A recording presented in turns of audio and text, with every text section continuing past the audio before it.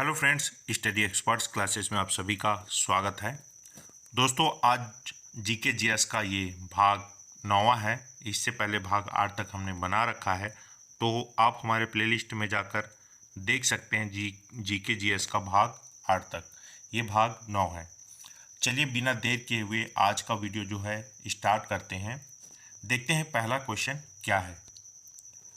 पहला क्वेश्चन ये है, किस रंग की तरंग दैर्घ्य सबसे कम होती है? तो कौन सी रंग की तरंग दैर्घ्य सबसे कम होती है? आपके पास ऑप्शन है लाल रंग, नारंगी रंग, नीला रंग, बैंगनी रंग। तो सबसे कम तरंग दैर्घ्य ये होती है बैगनी कलर की होती है, यानी बैगनी रंग की जो तरंग दैर्घ्य होती है सबसे कम होती है। दोस्तों, आपने हमारे चैनल को अभी तक सब्सक्राइब नहीं किया है तो प्लीज़ हमारे चैनल को सब्सक्राइब कर लें। चलिए नेक्स्ट क्वेश्चन की ओर बढ़ते हैं। निम्न में से क्या तरंग की विशेषता नहीं है? तो तरंग की जो विशेषता इनमें से एक नहीं है, बाकी जो 3 हैं वो तरंग की विशेषता है। देखिए ऑप्शन है आपके पास तरंग दैर्घ्य, आयाम, आवृत्ति, माध्यम। तो इनमें से जो तरंग दैर्घ्य की विशेषता नहीं है वो है आपका माध्यम। बाकी जो 3 हैं, तरंग दैर्घ्य होती हैं तरंग में, आयाम भी होती है, आवृत्ति भी होती है। ये तीनों विशेषता होती है, लेकिन माध्यम जो होता है ये विशेषता नहीं होती तरंग की। अगला क्वेश्चन देखते हैं, यदि एक तरंग की आवृत्ति बढ़ती है तो इसकी तरंग दैर्घ्य में पर क्या असर होता है? देखिए, अगर कोई भी तरंग की जो आवृत्ति बढ़ती है तो इसका तरंग दैर्घ्य जो होता है ये घट जाती है। ध्यान में रखिएगा, इसका जो तरंग दैर्घ्य जो होता है कम हो जाती है। कब? जब आवृत्ति बढ़ती है। तो अगर इसी की विपरीत बात करेंगे, अगर आवृत्ति घटती है, ध्यान में रखिएगा, अगर आवृत्ति घटती है तो तरंग दैर्घ्य पर क्या असर होगा? तो तरंग दैर्घ्य जो है बढ़ जाएगी। याद रखिएगा, बढ़ जाएगी। अगर आवृत्ति जो है बढ़ती है तो तरंग दैर्घ्य घटेगा, और जब आवृत्ति घटेगी तो तरंग दैर्घ्य जो है बढ़ेगा। इसका option number C correct answer होगा। अगला क्वेश्चन देखते हैं, अनुदैर्घ्य तरंगों में कण का संचरण किस दिशा में कंपन करता है? तो ऑप्शन है आपके पास लंबवत, प्लानर, अर्धवृत्ताकार, समानांतर। तो अनुदैर्घ्य तरंगे जो होती है, अगर की जो कण है इसका अगर किसी संचरण करती है तो ये किस दिशा में करेगी? तो ये समानांतर दिशा में जो है कंपन करते हुए संचरण करेगी। नेक्स्ट क्वेश्चन देखते हैं, निर्जलीकरण होता है जहां हवा का दाब होता है। निर्जलीकरण कब होगा? जब निम्न दाब होगा। तो ये निर्जलीकरण नहीं है, विरलीकरण होगा आपका। विरलीकरण कब होता है? जब हवा का दाब जो है निम्न होता है। ऑप्शन नंबर ए करेक्ट होगा। अगला है, संपीड़नों का निर्माण उच्च स्थान पर होता है जहां वायु दाब होता है।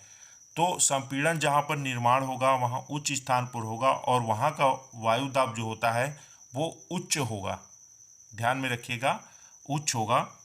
अगला क्वेश्चन देखते हैं, किसी विस्फोटक के कारण समुद्र के तल पर बनने वाली लहरें होती है, कैसी होती है? देखिए, अगर कोई विस्फोटक हो जाए तो समुद्र के तल पर जो लहरें बनेगी वो किस प्रकार से बनेगी? ये अनुदैर्घ्य प्रकार की जो तरंग होती है उस प्रकार की लहरें बनेंगी। नेक्स्ट क्वेश्चन देखते हैं, यदि किसी तरंग की आवृत्ति दोगुनी हो जाती है तो उसकी तरंग दैर्घ्य पर क्या असर होगा? देखिए, अगर किसी तरंग की आवृत्ति को दोगुनी करते हैं हम तो उसकी तरंग दैर्घ्य पर जो असर होगा वो ये होगा कि उसका मूल का आधा हो जाएगा। अगर मान लीजिए हमारे पास जो तरंग दैर्घ्य की जो वैल्यू है, मान लीजिए हमारे पास 10 है, ठीक है, तरंग की आवृत्ति 10 है, और इसको अगर हम लोग दुगुना करते हैं यानी कि ये 20 हो जाएगा। तो इसका तरंग दैर्घ्य पर क्या असर होगा? तो इसका तरंग दैर्घ्य जो है मूल का आधा हो जाएगा। तो मूल कितना था? 10 था, तो जो तरंग दैर्घ्य हो जाएगा वो कितना हो जाएगा? 5 हो जाएगा। तो यहाँ इस चीज़ को समझिए, क्वेश्चन को इसी से रिलेटेड घुमाकर पूछा जाता है। तो यहाँ पर जो ऑप्शन है, option number D correct answer होगा। अगला क्वेश्चन देखते हैं, रेडियो द्वारा उत्पादित ध्वनि किससे बढ़ती है? किससे बढ़ती है? तो रेडियो द्वारा उत्पादित जो ध्वनि होती है ये होती है आयाम बढ़ने से, ये भी बढ़ती है। Option number A correct answer होगा। नेक्स्ट क्वेश्चन देखते हैं। तरंग, चाल, आयाम, तरंग दैर्घ्य और आवृत्ति सभी को क्या कहा जाता है? तरंग के रासायनिक गुण, तरंग की विशेषताएं, तरंग के घटक, तरंग के कार्य। तो इन सभी को जो है तरंग की विशेषताएं कहते हैं, यानी कि कहा जाता है। अगला क्वेश्चन देखते हैं। एक तरंग के गर्त की गहराई को इसका क्या कहा जाता है? एक तरंग के गर्त में जो गहराई होती है उसको क्या कहा जाता है? ऑप्शन है आवृत्ति, विस्थापन, परिमाण, आयाम। इसका सही उत्तर होगा आपका आयाम कहा जाता है। नेक्स्ट क्वेश्चन है, इंफ्रारेड किरणें क्या होती है? ये एक प्रकार की अनुदैर्घ्य तरंगे होती है, अनुप्रस्थ तरंगे होती हैं, यांत्रिक तरंगे होती हैं, या फिर विद्युत चुंबकीय तरंगे होती हैं। तो इंफ्रारेड जो किरणें होती है ये एक प्रकार की विद्युत चुंबकीय तरंगे होती हैं। इंपॉर्टेंट है, ध्यान में रखिएगा इसको, कई बार एग्जाम में पूछा गया है। नेक्स्ट क्वेश्चन देखते हैं। इनमें से क्या सूर्य द्वारा उत्सर्जित हानिकारक विकिरण है? तो सूर्य द्वारा जो उत्सर्जित हानिकारक विकिरण है वो विकिरण है पराबैंगनी विकिरण। Option number B correct answer होगा। नेक्स्ट क्वेश्चन है, किसकी भेदन क्षमता अधिक होती है? अल्फा किरणें की, बीटा की, गामा की, पराबैंगनी किरणें की? तो सबसे ज़्यादा जो भेदन क्षमता होती है ये गामा किरणें की होती है। Option number C correct answer होगा। नेक्स्ट क्वेश्चन देखते हैं। मनुष्य के लिए सबसे हानिकारक विकिरण है? तो मनुष्य के लिए जो सबसे हानिकारक विकिरण है ये होती है गामा किरणें होती हैं। अगला है, वास्तविक रूप से एक्सरे होते हैं किस प्रकार के होते हैं? धीमी गति के इलेक्ट्रॉन होते हैं उसमें, तेज गति के इलेक्ट्रॉन होते हैं, विद्युत चुंबकीय तरंगे होती हैं, धीमी गति के न्यूट्रॉन होते हैं। तो वास्तविक रूप से जो एक्सरे होते हैं ये विद्युत चुंबकीय तरंगे होती हैं। अगला है, एक्स किरणें पार नहीं कर सकती। तो किसको पार नहीं कर सकती एक्स किरणें? तो देखिए, आप अगर हॉस्पिटल वगैरह में जाते हैं और बोल दिया जाता है कि आपको एक्सरे कराना पड़ता है, तो हमारे शरीर में ऐसा कौन सा जो चीज़ है जिससे पार नहीं हो पाती एक्स किरणें? तो वो है मानव की अस्थि को जो है एक्स किरणें पार नहीं कर पा जाती। तो option number B correct answer होगा। अगला है,